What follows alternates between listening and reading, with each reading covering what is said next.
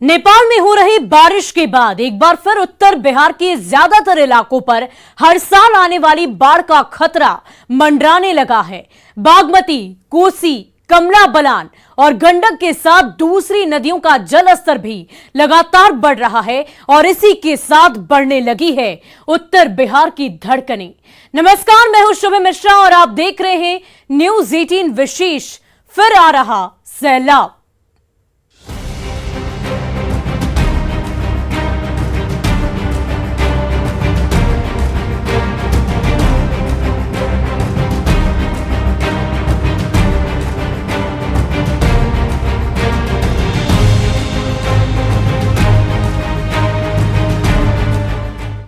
और देखिए, उत्तर बिहार में एक बार फिर नदियों का रौद्र रूप दिखना शुरू हो गया है। बारिश के कारण कोसी, कमला बलान, गंडक और दूसरी नदियों की धारा इतनी तूफानी हो गई है कि दर्जनों गांवों का संपर्क पूरी तरह कट गया है। नदियों की धारा गांव से लेकर सड़क और पुल पुलिया तक नामो निशान मिटाने पर तुली हुई है। तट पर बसे गांवों पर कटाव का खतरा बढ़ता ही जा रहा है। देखिए बगहा, बेतिया, भागलपुर और सुपौल से बाढ़ की अलग अलग तस्वीरें। फिर शुरू हुआ नदियों का कहर।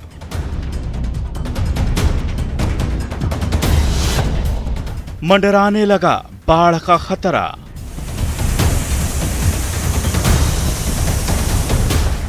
टापू बन गए दर्जनों गांव।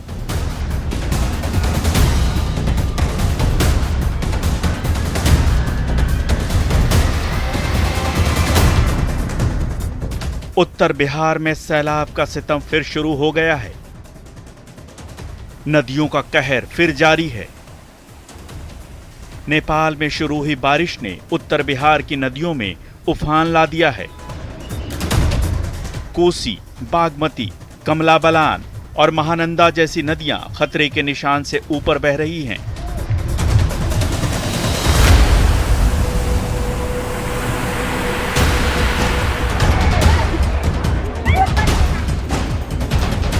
नदियों के बढ़ते जलस्तर के कारण कहीं सपनों का घर कटकर पानी में समा रहा है, कहीं पुल पुलिया टूट रहा है, तो कहीं दशकों पुराना कुआं नदी की धारा में बह गया है।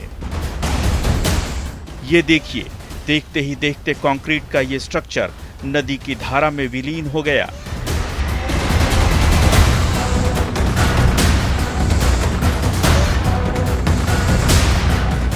छह 600 साल पुराना यह कुआं देखते ही देखते नदी की धारा में समा गया।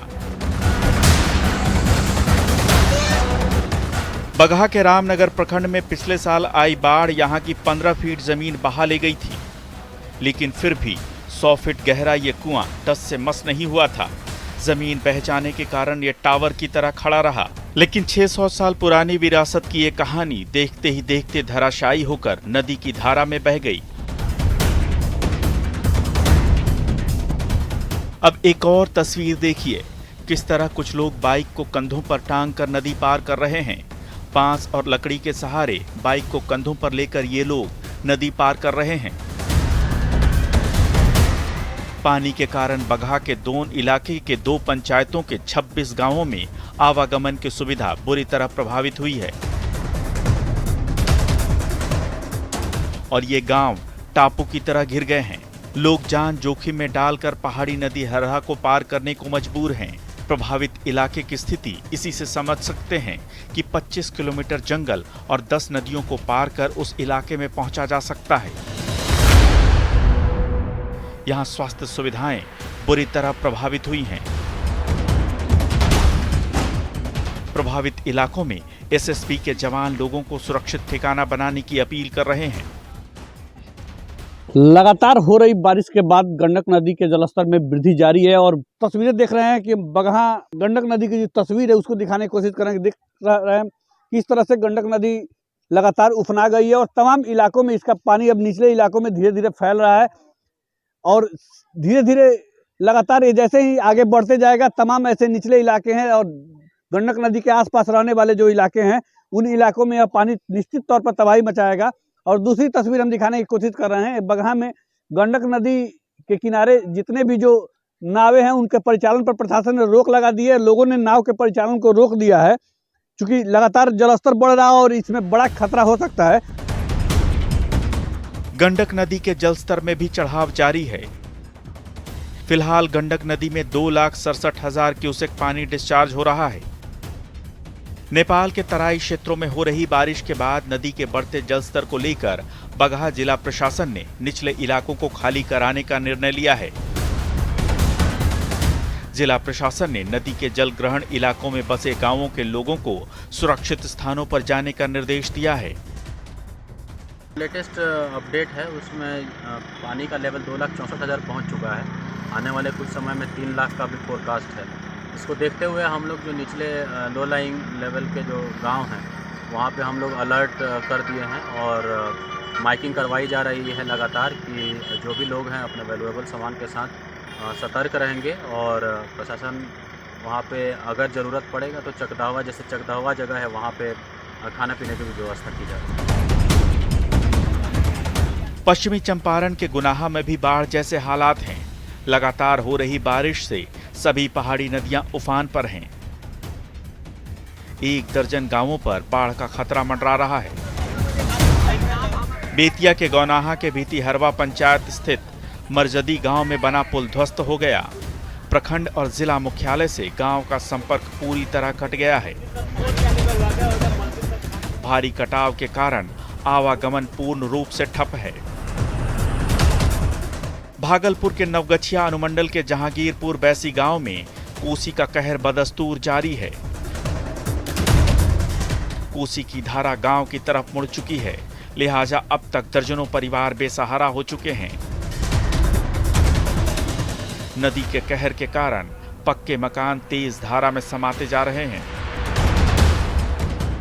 बहुत भयानक स्थिति आप देख ही रहे हैं। 100 से अधिक घर गिर गया है। सरकार की तरफ से कोई पहल नहीं। एक दिन सीओ साहब देखने के लिए आए थे, लगभग आज से 20 दिन पहले। उस टाइम 30-35 घर गिरा था। उसके बाद कोई पहल नहीं। फिलहाल बंद नहीं है। जहाँ जहाँ पे मतलब ये रिस्टोर करना है वहाँ पे काम अभी चल रहा है। आज घर गिरा पहले से ही हुआ, पानी में था घर। तो वहाँ पे काम हुआ था कुछ? हाँ हुआ था, बम्बू रोल हुआ था, इनसे हुआ था। सुपौल में भी कोसी नदी का जलस्तर लगातार बढ़ रहा है। तटबंध के भीतर बसे गांवों में कोसी ने तांडव मचाना शुरू कर दिया है। मंगलवार सुबह 11 बजे तक कोसी बैराज का डिस्चार्ज 2,23,000 क्यूसेक था। वहीं नेपाल के बैराज क्षेत्र में 1,94,000 क्यूसेक डिस्चार्ज रहा। सदर प्रखंड के तेलवा में दर्जनों घर कोसी नदी के कटाव से प्रभावित हो चुके हैं। न्यूज 18 के लिए बगहा से मुन्ना राज, बेतिया से प्रफुल्ल कुमार, भागलपुर से विकास कुमार सिंह और सुपौल से अमित कुमार झा की रिपोर्ट।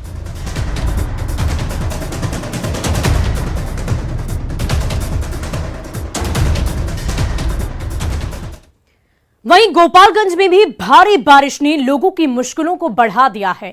शहर के कई इलाकों में पानी भर गया है और यहां तक कि सदर अस्पताल में भी पानी भर गया है। इमरजेंसी वार्ड से लेकर जनरल वार्ड में पानी भरने के कारण मरीजों को काफी मुश्किलों का सामना करना पड़ रहा है और यही हाल खगड़िया सदर अस्पताल का भी देखने को मिल रहा है।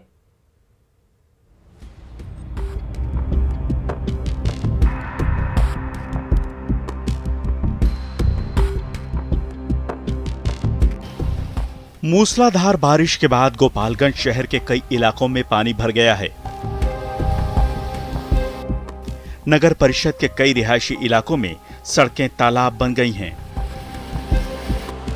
ड्रेनेज सिस्टम फेल होने के कारण शहरवासियों को काफी परेशानियों का सामना करना पड़ रहा है। सबसे ज्यादा दिक्कत वार्ड नंबर 2 और 3 के मोहल्ले में रहने वाले लोगों की है। मूसलाधार बारिश के बाद गोपालगंज शहर के रिहायशी इलाके में जल जमाव की समस्या उत्पन्न हो गई है। नगर परिषद की ड्रेनेज सिस्टम है वो ध्वस्त हो चुकी है। ये नगर परिषद के वार्ड नंबर 2 और 3 का इलाका है जो साधु चौक का मोहल्ला कहा जाता है। और देख सकते हैं कैसे एक साइकिल सवार बच्चा भी वहाँ जो है इस जल जमाव की जो पानी लगी है वहाँ गिर गया है। और कई यहाँ पर पूरे दिन अगर की बात करें तो यहाँ कई लोग जो है दुर्घटना के शिकार हो पा रहे हैं। यहाँ गांव के मोहल्ले के जो लोग हैं उनसे बात करते कितने दिनों से समस्या, कब से ये समस्या है? ये तो काफ़ी सालों से समस्या है। पहले नाला नहीं बनता था तो पानी इधर निकासी हो जाता था। अब नाला बन जाने चलते पानी निकासी भी नहीं हो रहा है, पानी की जमा पूरा हो जा रहा है, जिससे तो बहुत तकलीफ हो रही है। बच्चे स्कूल नहीं जा पा रहे हैं, नगर परिषद औरतें मार्केट नहीं जा पा रही हैं, कोई काम नहीं हो पा रहा। सारे लोग इसमें पानी में गंदगी है, सारे लोग बीमारी डर है। तो नगर परिषद को आप लोगों ने नहीं बोला? नगर परिषद बोला जाए, नगर परिषद तो फिलहाल अभी नाला बना है। अब देखिए रोड कब तक बनता है, जब तक रोड हाइट नहीं होगा तब तक पानी निकासी होगा नहीं। काफ़ी समस्या है जी, काफ़ी और भी समस्या। लोग कितनी परेशानी होती होगी? बहुत परेशानी है इससे। मूसलाधार बारिश का असर सड़कों पर भी पड़ा है। दिल्ली से गुवाहाटी को जोड़ने वाली ईस्ट एंड वेस्ट कॉरिडोर यानी NH27 सड़क जर्जर हो चुकी है। बड़े बड़े गड्ढे और उसमें बारिश का पानी भर जाने के कारण NH27 की हालत बेहद खराब हो चुकी है। आप इन तस्वीरों को देखकर सड़क की हालत का अंदाजा लगा सकते हैं। दिल्ली से पश्चिम बंगाल तक जाने वाली बसें और ट्रक दुर्घटना का शिकार होने से बाल बाल बच रही हैं। ईस्ट एंड वेस्ट कॉरिडोर यानी कि NH27 की हालत बेहद ख़राब हो चुकी है और जर्जर हो चुका है। ये ईस्ट एंड वेस्ट है कॉरिडोर है जो NH27 है। देख सकते हैं आप, सड़क और गड्ढा फर्क ही नहीं आ पा रहा है कि सड़क कहाँ है और गड्ढा कहाँ है। लिहाजा जो बड़ी गाड़ियाँ हैं वो दुर्घटना के शिकार हो पा रही हैं। जो यहाँ लोग हैं काफ़ी मुश्किल से यहाँ सफ़र कर रहे हैं। वाहन कुछ चालक भी हैं, हम इनसे ही बात कर लेते हैं कैसे वाहन चला रहे हैं। कुछ चालक है, ये बताइए कि सड़क से कैसे परेशानी हो रही है? अरे बहुत परेशानी है, इतने गड्ढे हैं गोपालगंज में, बहुत ज़्यादा रास्ता, बहुत दिक्कत है। कैसे आप लोग गाड़ी चला पा रहे हैं? बस चलाते हैं आराम से, क्या करें, बहुत तकलीफ होती है निकलने में, क्या करें। घटना का भी सक रहता है। हाँ, सब कुछ हो सकता है। पूरन सिंह नाम है मेरा। ये ट्रक ड्राइवर है और काफ़ी परेशानी का सामना इन्हें भी करना पड़ रहा है, क्योंकि कब कौन सी गाड़ी दुर्घटना की शिकार हो जाए कहना मुश्किल है। ये NH27 है जो दिल्ली से गुवाहाटी तक जोड़ती है, लेकिन हालात जो अभी सड़क के हो चुकी है वो बेहद ख़राब है। मूसलाधार बारिश ने गोपालगंज के मॉडल सदर अस्पताल की पोल खोलकर रख दी है। पूरा अस्पताल परिसर तालाब में तब्दील हो गया है। इमरजेंसी वार्ड से लेकर प्रसव वार्ड तक में पानी ही पानी नजर आ रहा है। जल जमाव की वजह से मरीजों को काफी परेशानी हो रही है। जिधर देखिए पानी ही पानी नजर आ रहा है। इमरजेंसी वार्ड में भर्ती मरीजों को संक्रमण फैलने का डर सताने लगा है। मूसलाधार बारिश के बाद सदर अस्पताल का परिसर है वो जल जमाव में तब्दील हो गया। अस्पताल परिसर इस वक्त पानी पानी हो गया। रात के तकरीबन 10 बज रहे हैं और आप देख सकते हैं तस्वीरों में ये अस्पताल परिसर है। इमरजेंसी वार्ड की बाहर की ये तस्वीर है जहां पर बारिश का पानी जमा हो गया और बाहर से जो नाला का पानी है वो भी अस्पताल परिसर में प्रवेश कर रहा है। अंदर की तस्वीरें दिखाएंगे। इसके पहले बाहर जो स्वास्थ्य प्रबंधक दिख रहे हैं काफ़ी परेशान दिख रहे हैं, इनसे ही बात करते हैं। ये इतना बारिश का पानी कैसे जमा हो गया? बारिश का पानी एक्चुअली शाम को पड़ रहा था और बारिश इतना मूसलाधार हुआ है और ये हमारा जो अस्पताल का जो फर्श है रोड से काफ़ी नीचे है, जिसके चलते रोड का पानी भी इधर आ जा रहा है। कितनी परेशानी हो रही है, अंदर की तस्वीरें दिखा रहे हैं आपको। ये अस्पताल का इमरजेंसी वार्ड है, मॉडल सदर अस्पताल है। यहाँ आप देख सकते हैं कि किस तरह से बारिश का पानी जमा हो गया है। ये अंदर की तस्वीरें हैं। रेड एरिया का ये वार्ड है जहाँ पर इस वक्त मरीज़ भर्ती है। आप देख सकते हैं अब नीचे जो है पूरा पानी है और मरीज़ जो है वो ऊपर बेड पे हैं। कई मरीज़ यहाँ से बारिश की वजह से चले भी गए हैं। और मेरे इस साइड ठीक जो है डॉक्टर हैं इमरजेंसी वार्ड के, हम उनसे भी बात कर लेते हैं कितनी परेशानी हो रही है इस हालात में जब पूरा अस्पताल परिसर पानी पानी है। डॉक्टर साहब, आप लोग कब से यहाँ ड्यूटी कर रहे हैं, कैसे इस हालात में? अभी तो मेरा ड्यूटी 2 बजे से था, 2 से 9 तक है इवनिंग ड्यूटी इमरजेंसी के। बारिश जब शुरू हुई उसके बाद से आधा घंटे बाद पानी भरना शुरू हो गया। कठिनाई तो है, अब मरीज आ रहे हैं तो देखना जरूरी है। इमरजेंसी वार्ड के डॉक्टर हैं, लाचार हैं क्योंकि बारिश का पानी भर गया है और मरीज आ रहे हैं, इलाज करना भी जरूरी है। लिहाजा डॉक्टर भी उन मरीजों के साथ बारिश के पानी में इलाज कर पा रहा है। लेकिन देखने वाली बात होगी कि ये समस्या कब तक जो है समस्या का निदान हो पाता है और बारिश का पानी अस्पताल परिसर से बाहर हो पाता है। यही हाल खगड़िया के सबसे बड़े अस्पताल यानी खगड़िया सदर अस्पताल का भी है। सदर अस्पताल के मेन गेट पर पानी जमा हो गया है। मरीजों को इसी जल जमाव वाले गंदे पानी से होकर इलाज कराने के लिए सदर अस्पताल पहुंचना पड़ रहा है। यहाँ देखते हैं कि थोड़ा सा भी बारिश होती है तो पेशेंट यहाँ इलाज कराने क्या आएगा और बीमार पड़ के जाएगा। जाने आने में असुविधा होती है और क्या, पूरे जल जमाव मेन गेटे पर जल जमाव हो जाता है। खगड़िया का भौगोलिक स्थिति ऐसा है, देखते हैं जहाँ थोड़ा बहुत बारिश होने पर पानी जमा हो जाता है तो क्या कीजिएगा, यह भी देख रहे हैं। अब तो इसकी ऊंचाई थोड़ी करनी होगी, ठीक हो जाए। ये हॉस्पिटल का मेन, सदर अस्पताल का मेन गेट है सर। यहाँ पानी नहीं लगना चाहिए सर। क्या लगता है तो बीमारी का? हाँ, बीमारी का ये बहुत बीमारी के लिए तो पूरा मलेरिया सबके लिए बहुत मुश्किल है। तमाम कोशिशों के बाद भी फिलहाल उत्तर बिहार में राहत नहीं है। नेपाल के तराई इलाकों में हुई बारिश ने उत्तर बिहार की धड़कनें बढ़ा दी हैं। न्यूज़ 18 के लिए गोपालगंज से गोविंद कुमार और खगड़िया से दिग्विजय कुमार के साथ ब्यूरो रिपोर्ट।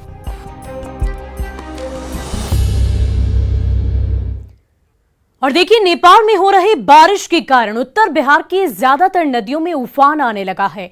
कई गांव में नदियों का पानी पहुंचने लगा है और निचले इलाकों में रहने वाले लोगों में दहशत है, डर है। नेपाल के तराई इलाकों में हो रही बारिश के कारण गंडक, गोसी, कमला बलान, बागमती और महानंदा नदियों का जलस्तर लगातार बढ़ता ही जा रहा है। मंगलवार दोपहर 3 बजे तक वाल्मीकि नगर गंडक बराज से 3 लाख क्यूसेक से ज्यादा पानी का डिस्चार्ज हो रहा था।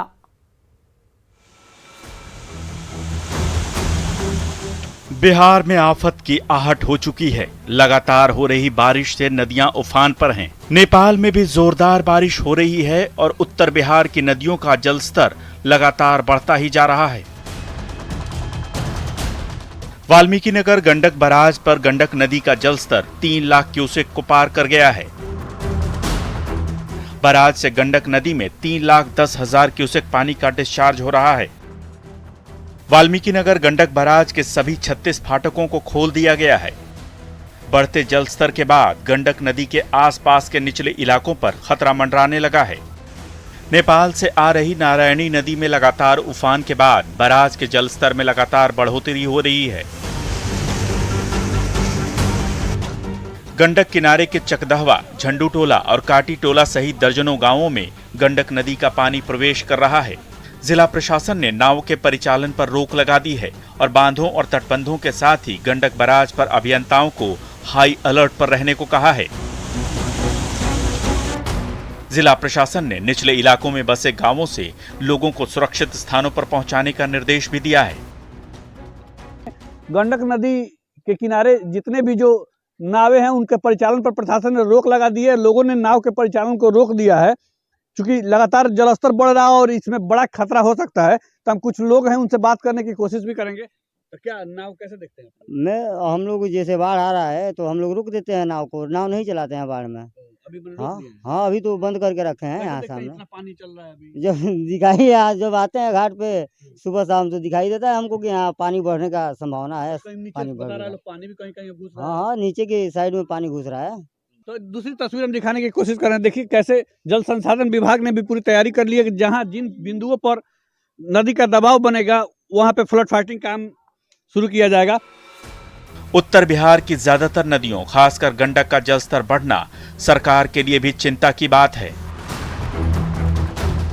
बाढ़ में तो गंडक थोड़ा चिंता का विषय है। आज 1 बजे तक का जो रिपोर्ट है कि 1 बजे में गंडक 2,97,000 क्यूसेक, लगभग 3 लाख क्यूसेक पानी गंडक में आया है, जो वाल्मीकि नगर से जो गंडक बराज में है। उसी तरह कोसी में जो सुबह 8 बजे तक का था 2,03,000 क्यूसेक पानी वहाँ था। वही चीज़ कमला बलान में भी देखा जा रहा है। झंझारपुर और जयनगर में खतरे के निशान से ऊपर है। आपको बागमती में बेनीबाद में खतरे के निशान से ऊपर है। महानंदा पूर्णिया में